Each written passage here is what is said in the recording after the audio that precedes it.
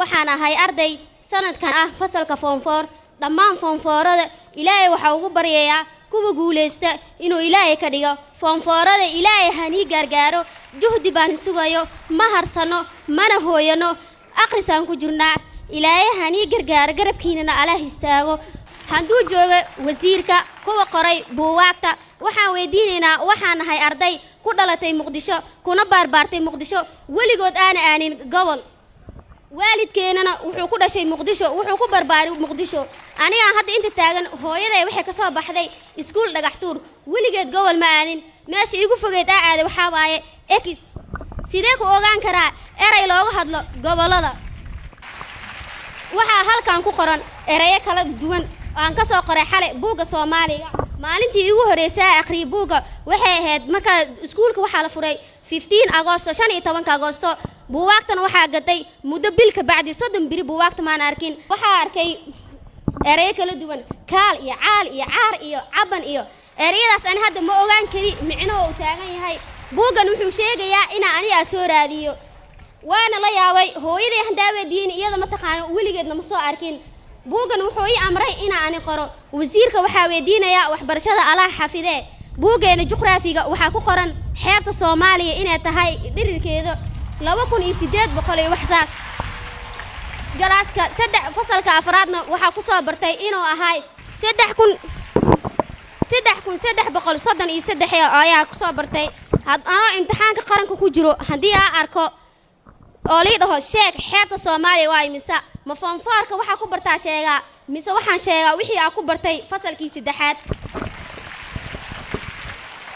waxa kale caqabad aan ahne oo aan ka codsanayna wasiirka kulay anaga waa baxnay fanfaarada naga dambeeyna in loo sameeyo luuqadeena waa luuqad Soomaali waxa wax ku baranana waa af Soomaali waxa ku hadalna waa Soomaali meesha joognana waa Soomaali hadii noola keenay English waxa qaadanaa 12 maado 12 maado laba maado waa Carabi hal maado waa Soomaali inta kale waa English sidee ku baasi karnaa marka luuqadan u dhalayna afaadeen waa aflagaade ka keenta Soomaali ku dhahdeen mudane wasiir sidee ku baranaa af qalaad anagoo joogna dalkeena aan u bixin dibadda ardaya dhacaya asigoo iskuulka ka galay kaalinta koobaad misna markuu galo imtixaanka waxa leeyahay uu dhacay sidii ku dhacay iskuulka kaalin uu ka galayay waa su'aal حتى هندي نقول صدري لها مادوين دينية سيدا تفسير أحاديث رسولك وأكو قنع لهن ما قادنا هل مادو أو حقادنا أو تربية وحكلوا عقبات وين تاي وقت إنه يري هاي وإسكول كنا أنا فرمي شان إتمنى كبيشة أغسطس وحنا فري هاي مدة بقول لحنا لو معلومات وحنا هرين ومدة لحنا يسدح معلومات هندي الإسكول دروا لو بقول شان إلى وقت معلومات مكو بران كرنا anagoo arday adan manhajka oo si cusub yaa oo horena arday u soo barin hadii dhihi karna xitaa noo faa'iideeyo waxay ahaaleed waxa u daran maadooyinka calculationka oo u baahan scientificada sida chemistryga xisaabta iyo physics-ka waa 12 chapter waxa laga yaabaa iskuulku uu fog oo wax badan dadaal inuu marayo chapter 7 hadaa mareys waxa ku haray waa 4 chapter ma ku dhameyn kartaa 63 maalmood oo jimciye khamiis ay ku jiraan anaga iskuulkeena maamuleena Allah u gargaaray wuxuu noo sameeyay 7 maalin waa imaanaa laakiin waa dhibsanaa dhibkeena dheefteeda maalin la heleena maamulkeena sina aad ugu mahadcelinaya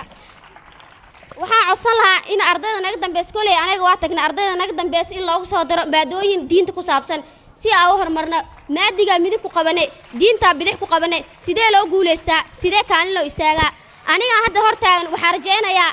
inuu ilaahay cimri iyo nabad igu gaarsiiyo caafimaad 2025 inaan noqdo wasiirka waxbarashada ama wasiirka caafimaadka sidaas nabadgeliyo fanfaarada ilaahay idin gargaar dhibaan yeeshay